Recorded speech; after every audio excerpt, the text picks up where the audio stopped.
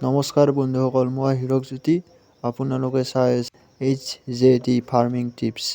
বন্ধুসকল, আপোনালোকে গম পায়নে বাহিৰৰ গাহৰি কিমান কম দামত আহি আছে আমাৰ অসম তথা নৰ্থ ইষ্টলৈ?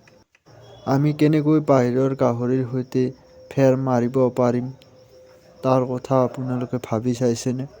বৰ্তমান দেখা গৈছে যে পঞ্জাৱ, হাৰিয়ানাৰ পৰা অহা গাহৰিয়ে আমাৰ থলুৱা বজাৰ দখল কৰিছে। তেওঁলোকে 175-185 টকা লাইভ ৱেট দৰত গাহৰি দিয়াৰ বিপৰীতে আমাৰ স্থানীয় পালকসকলে 200-210 টকাতো লাভ কৰিবলৈ টান হয়। প্ৰশ্ন হয়, আমি কিয় সিহঁততকৈ কম দামত গাহৰি বজাৰত উলিয়াই দিব নোৱাৰো? আপুনি ভাবক, সিহঁতে পঞ্জাৱৰ পৰা গাহৰি আনি ইয়াত 170 বা 180 টকাত দিব পাৰিছে। আপুনি ভাবক তাৰ ফাৰ্মাৰজনে কিমান টকাত গাহৰিটো বিক্ৰী কৰিছে। 1 নম্বৰ, ৰাস্তা খৰচ, toll tax, check gate, formalities, health certificate এইবিলাকত নাই বুলিও 1 কেজি গাহৰিত 5 টকামান খৰচ হয়। 2 নম্বৰ, গাড়ী ভাড়া, 3 মহলীয়া ডাঙৰ ট্ৰেইলাৰত আনুমানিক ভাড়া পঞ্জাৱৰ পৰা মেঘালয়লৈ 1,80,000 টকাৰ পৰা 2,20,000 টকাৰ ভিতৰত হয়। প্ৰায় 1 কেজি গাহৰিত 5 টকাৰ পৰা 7 টকা হ'ব ভাড়া।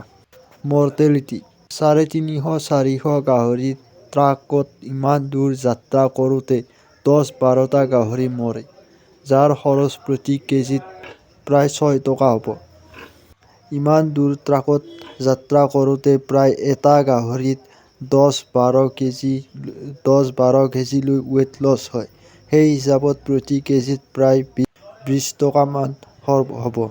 ফিড, 3-4 দিনৰ যাত্ৰাত গাহৰিকেইটাক দানা পানীৰ নামত খৰচ হ'ব প্ৰায় 60,000 টকা, প্ৰতি কেজিত প্ৰায় 2 টকা। 6 নম্বৰ, বেপাৰীৰ লাভ, এজন বেপাৰীয়ে ইমান ৰিস্ক লৈ বেপাৰ কৰিছে, তেওঁ 15 টকা এটা লাভ ল'বই। এই হিচাপত মুঠ খৰচ প্ৰায় 5 টকা প্লাছ 7 টকা প্লাছ 6 টকা প্লাছ 20 টকা প্লাছ 2 টকা প্লাছ 15 টকা প্লাছ = 55 টকা। মানে গাহৰি পালকজনে গাহৰিটো বিক্ৰী কৰিছে প্ৰায় 180 - 55 125 টকা বা 120 টকাত। এই ফাৰ্মাৰজনে 120 টকাত গাহৰিটো বিক্ৰী কৰিও তেওঁৰ কিন্তু লাভ হৈছে। কাৰণ তেওঁলোকে এখন ফাৰ্মত 1000-2000তকৈ গাহৰি পোহে। তেওঁলোকৰ দানা খৰচ কম। অৰ্থাৎ পঞ্জাৱৰ এজন ফাৰ্মাৰে মাত্ৰ 120-125 টকাত গাহৰি বিক্ৰী কৰিও লাভ কৰিব পাৰিছে।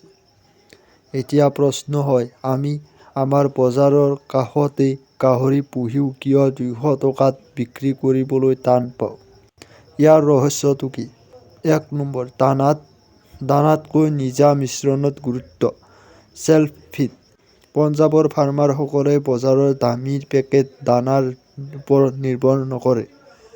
তেওঁলোকে মাকৈ গুড়ি, ঘেঁহুৰ ভুচি আৰু স্থানীয়ভাৱে পোৱা হোটেল পেলনীয়া খাদ্য বা DDGS কাৰখানাৰ অৱশিষ্ট বৈজ্ঞানিক পদ্ধতিৰে মিহলাই দানা প্ৰস্তুত কৰে, যাৰ ফলত তেওঁলোকৰ দানা খৰচ আমাতকৈ 40% পৰা 50% কম।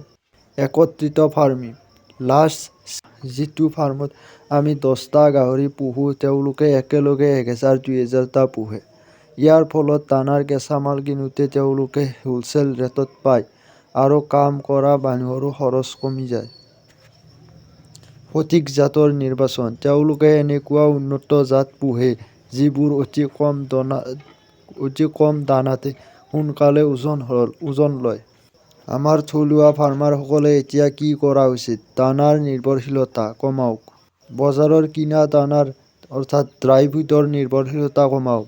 কেৱল কোম্পানীৰ দানা খুৱাই থাকিলে আমি কেতিয়াও 120 টকাত উৎপাদন খৰচ কৰা ফাৰ্মাৰৰ লগত ফেৰ মাৰিব নোৱাৰিম।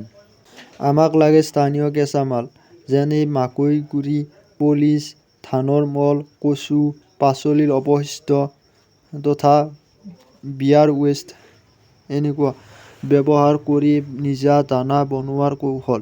আমি ৫-১০ জন পালক লগ হৈ যদি একেলগে দানাৰ কেঁচামাল কিনো বা একেলগে বজাৰত মাল উলিয়াও তেন্তে আমাৰ খৰচ বহুত কমি যাব। গুণগত মানৰ প্ৰচাৰ। মনত ৰাখিব, পঞ্জাৱৰ পৰা অহা গাহৰি ৩-৪ দিন ট্ৰাকত অতি কষ্টৰে আহে। সেই মাংসতকৈ আমাৰ থলুৱা সতেজ মাংস বহুত বেছি উন্নত।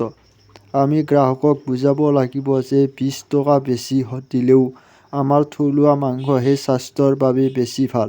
যদি পঞ্জাৱৰ ফাৰ্মাৰে ১২০ টকাত বিক্ৰী কৰি লাভ কৰিব পাৰে, আমি আমাৰ থলুৱা পৰিৱেশত অন্ততঃ ১৫০-১৬০ টকাত লাভ কৰিব পৰাকৈ নিজক তৈয়াৰ কৰিব লাগিব। পৰিশ্ৰমৰ লগতে অলপ আধুনিক জ্ঞান আৰু একতা থাকিলেহে আমি আমাৰ বজাৰ পুনৰ দখল কৰিব পাৰিম। আহক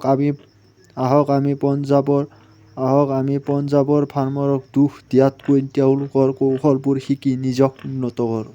এইখিনি মোৰ মনৰ কথা। আপোনালোকে কি ভাবে তলত কমেণ্ট কৰি জনাব। আৰু ভৱিষ্যতে এনেকুৱা ধৰণৰ ভিডিঅ' পাবৰ কাৰণে চেনেলটো ছাবস্ক্ৰাইব কৰি থব। ধন্যবাদ। জয় আই অসম, জয় জুবিন দা।